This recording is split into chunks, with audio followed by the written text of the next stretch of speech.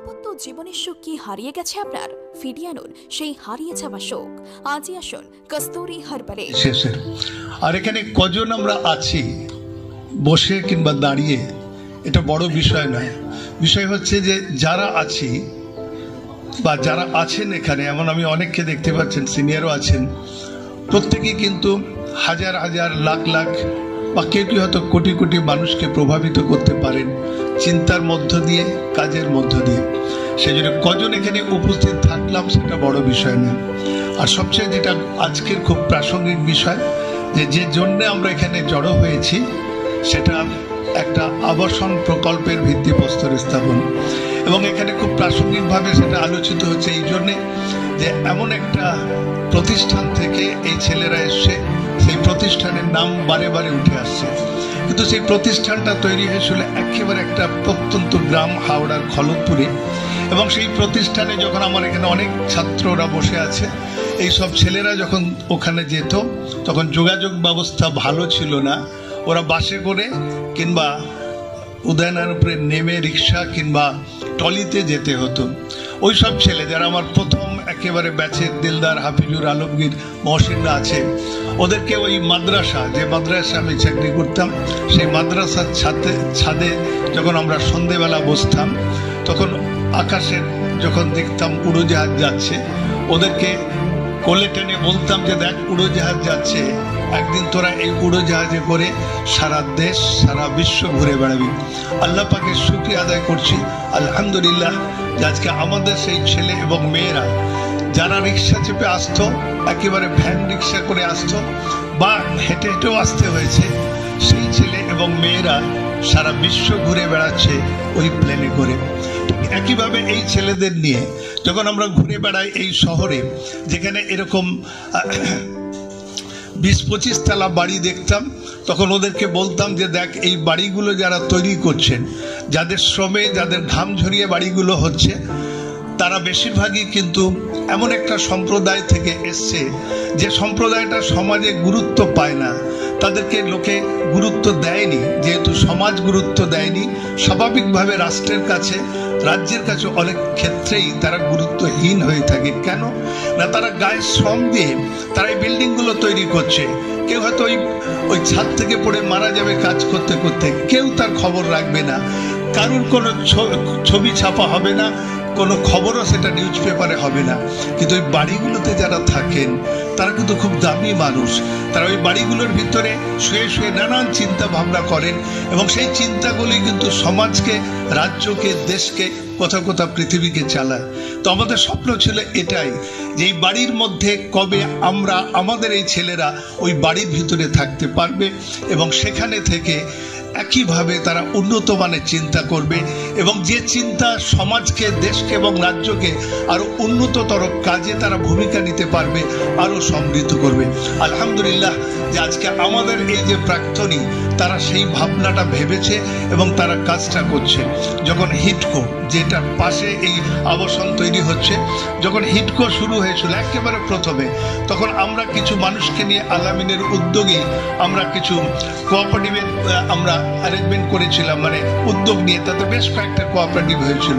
এবং সেই কোঅপারেটিভের মধ্যে দিয়ে আমাদের, যেমন এখানে যারা বসে আছে তার মধ্যেও কিছু প্রাক্তন ছেলেরা আছে, ঠিক তেমনিভাবে আমাদের কিছু বন্ধু, অভিভাবক, অনেক অফিসার আছেন, বেশ কয়েকশো যারা এই হিডকোতে, এই নিউ টাউনের মধ্যে তারা বসবাস করার সুযোগটা পেয়েছে।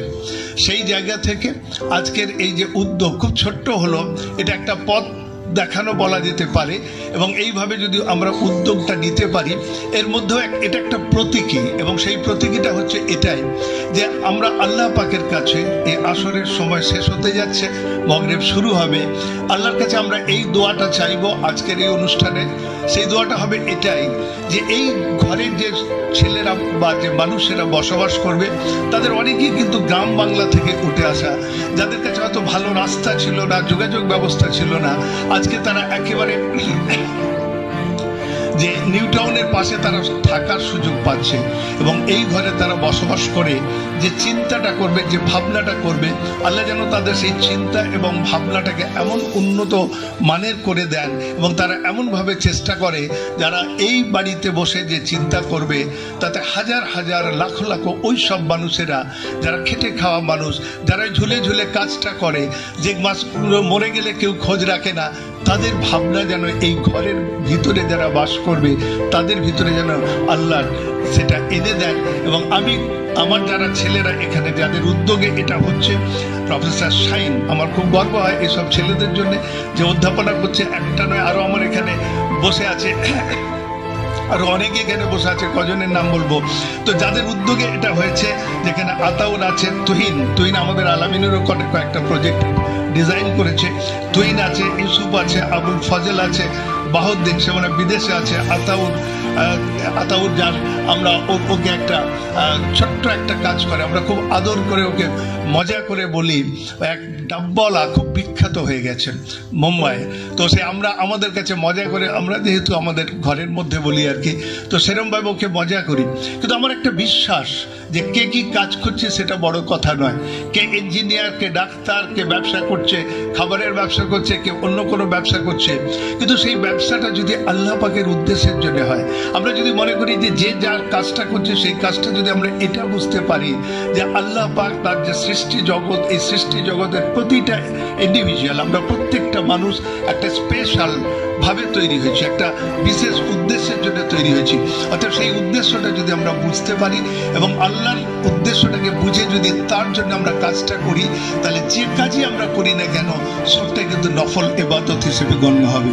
এবং সেইভাবে যদি আমরা নফল ইবাদতের মধ্যে যে কাজের মধ্যে আছে সেই কাজে যদি ডুবে থাকতে পারি, তাহলে আমার বিশ্বাস থেকে বলছি, আমার রিয়ালাইজেশন থেকে বলছি, যে আনন্দে বাস করা যায়, যে আনন্দে বেঁচে থাকা যায়, যে সুখে থাকা যায়, সেটা মনে হয় কোনো কিছু দিয়ে পাওয়া যায় না। আমি আশা করব আল্লাহ পাকের কাছে এই দোয়া চাইবো যে এখানে যারা বাস করবে, এই যারা আমরা এখানে আছি, সবাইকে যেন আল্লাহ আমাদের তৌফিক দেন, আমরা যেন আনন্দের সঙ্গে বাঁচতে পারি, সুখে থাকতে পারি। শুধু আমরা সুখে থাকবো তা না, আমাদের চারিপাশে হাজার হাজার মানুষ, কত মানুষকে আমরা দেখি বিভিন্ন দিকে, বিভিন্ন জায়গায়, গ্রামে গঞ্জে, সর্বত্র, যাতে তাদেরকে আমরা ভালো রাখতে পারি সেই চিন্তাটা করব, সেই চেষ্টাটা করব। আর শেষ যেটা বলবো, যে আমরা জানি, আমার রাজ্জাক সাহেব বলছিলেন যে আমাদের শেষ যে ঘর, সে ঘরটা কিন্তু এত সুন্দর হবে না, ওই 3.5 হাত মাটিতে যেতে হবে, সেটাই আমাদের শেষ ঘর। এবং সেই ঘরের মধ্যে দিয়ে যে আখেরাতে যে ঘর, সেই ঘরের কথাটাও আমাদের মাথায় থাকবে। সেজন্য আমাদের শেষ যেটা চাওয়া হবে আল্লাহর কাছে, যে আমরা যেন এই দুনিয়াতে এই ঘরগুলোতে আনন্দের সঙ্গে শান্তিতে শুয়ে থাকতে পারি, ঠিক তেমনি এমনভাবে এই কাজের মধ্যে দিয়ে, ভালো কাজের মধ্যে দিয়ে মানুষের জন্যে, এই পৃথিবীর কল্যাণের জন্য কাজ করতে পারি, যাতে আমাদের আখিরাত শেষ দিনটাও আমাদের জন্য মঙ্গলময় হয়। আমিন সুম্মা আমিন। জীবনের সুখ কি হারিয়ে গেছে আপনার? ফিরিয়ে আনুন সেই হারিয়ে যাওয়া শোক। আজই আসুন কস্তুরী হার্বালে নারী ও পুরুষ উভয়ের শীঘ্র পতন, ফিস্টুলা, স্বপ্নদোষ, আমাশয় সহ বিভিন্ন গুপ্ত রোগের চিকিৎসা সফলভাবে করা হয়। নাম লেখানোর জন্য ফোন করুন 9126999196। ঠিকানা ঘটকপুকুর ব্রিজের সম্মুখে, মসজিদ ও মাদ্রাসার সামনে।